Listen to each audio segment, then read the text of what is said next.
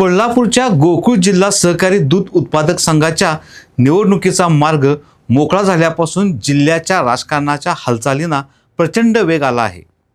सर्वोच्च न्यायालयाच्या आदेशानंतर प्रशासकीय प्रक्रिया सुरू झाली असून ठराव दाखल करण्याची लगबग सुरू झाली आहे.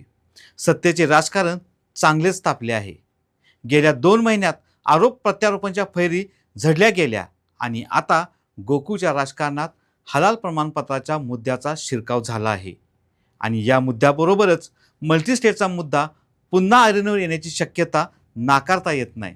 नमस्कार, मी अमोल शिंगे आणि आपण पाहत आहात प्रसार माध्यम. कोल्हापूरच्या गोकुळ दूध संघावर महादेवराव महाडिक, आमदार PN पाटील आणि अरुण नरके या तिघांचं बरीच वर्ष एक हाती वर्चस्व होतं. आपलं असणारं वर्चस्व लक्षात घेऊन 2019 मध्ये गोकुळ दूध संघाच्या विस्तारासाठी गोकुळ दूध संघ मल्टीस्टेट करण्याचा निर्णय तत्कालीन सत्तारूढ संचालक मंडळाने घेतला होता. आपल्या शेजारच्या राज्यात म्हणजेच कर्नाटकात गोकुळचा विस्तार करण्याचा ठराव करण्यात आला होता. कर्नाटक राज्यातून गोकुळसाठी दूध संकलन करण्यात येणार होते. तत्कालीन संचालक मंडळाने घेतलेल्या या मल्टीस्टेटच्या निर्णयाला आमदार सतेज पाटील यांनी गोकुळचे मल्टीस्टेट म्हणजे महाडिकीकरण आहे असा घणाघाती आरोप करत आपला विरोध दर्शवला होता. गोकुळ दूध संघ जरी मल्टीस्टेट झाला तर त्यावर महाराष्ट्र शासनाचे आणि दुग्ध निबंधकाचे नियंत्रण राहणार नाही असा आरोप करत आमदार सतेज पाटील आणि मंत्री हसन मुश्रीफ यांनी महादेवराव महाडिक आणि तत्कालीन गोकुळच्या संचालक मंडळाच्या विरोधात रान उठवले होते. आपण पहिल्यांदा मल्टीस्टेट म्हणजे काय आणि गोकुळ मल्टीस्टेट झाल्याने काय फरक पडला असता हे थोडक्यात पाहू. सगळ्यात पहिला बदल म्हणजे कायदेशीर बदल. सध्या गोकुळ दूध उत्पादक संघ हा महाराष्ट्र सहकारी संस्था कायदा 1960 अंतर्गत नोंदणीकृत आहे. त्याचे कार्यक्षेत्र प्रामुख्याने कोल्हापूर जिल्हा आणि महाराष्ट्र राज्यापुरते मर्यादित आहे. जर गोकुळ मल्टीस्टेट झाले तर त्याची नोंदणी केंद्र सरकारच्या मल्टीस्टेट कोऑपरेटिव्ह सोसायटीज ॲक्ट अंतर्गत होईल. दुसरा बदल म्हणजे कार्यक्षेत्राचा विस्तार.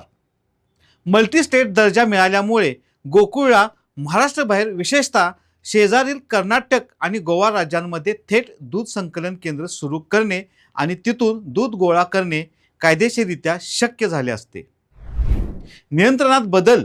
मल्टीस्टेट झाल्याशिवाय संस्थेवरील महाराष्ट्र शासनाच्या सहकार विभागाचे नियंत्रण संपुष्टात येते. त्याऐवजी थेट केंद्र सरकारचे नियम आणि नियंत्रण लागू होतात. आणि तिसरा बदल म्हणजे नियम बदल. संस्थेचे पोट नियम, निवडणुकांचे नियम आणि निर्णय घेण्याचे अधिकार यामध्ये मोठे बदल करावे लागतात. थोडक्यात सांगायचे झाले तर व्यावसायिकदृष्ट्या व्यवसाय वाढवणे हा यामागील हेतू होता, परंतु स्थानिक शेतकऱ्यांची मालकी आणि राजकीय नियंत्रण गमावण्याच्या भीतीमुळे या मल्टीस्टेटच्या निर्णयाला तीव्र विरोध झाला. अशातच ज्या कर्नाटकात गोकुळचा विस्तार करायचा होता त्या कर्नाटक सरकारनेच या ठरावाला ना हरकत प्रमाणपत्र दिले नाही आणि शेवटी हा निर्णय रद्द करावा लागला. राजकीयदृष्ट्या महादेवराव महाडिक यांच्या विरोधकांना म्हणजेच आमदार सतेज पाटील आणि मंत्री हसन मुश्रीफ यांना यश मिळाले होते आणि याचा फायदा त्यांना मिळाला देखील.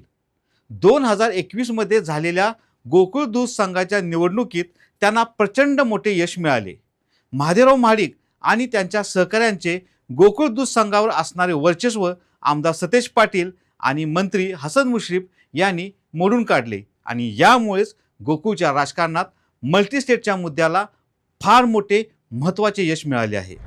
गेल्या 2 महिन्यात भाजपचे चंदगडचे आमदार शिवाजीराव पाटील आणि मंत्री हसन मुश्रीफ यांच्यावर केलेले आरोप आणि 427 प्राथमिक दूध संस्था मतदानासाठी अपात्र ठरल्याचा मुद्दा गोकुळच्या राजकारणाच्या केंद्रस्थानी असल्यामुळे सध्या मल्टीस्टेटचा मुद्दा थोडा कालबाह्य झाला आहे आणि जिल्ह्याच्या राजकारणात आमदार सतेज पाटील एकाकी पडले आहेत.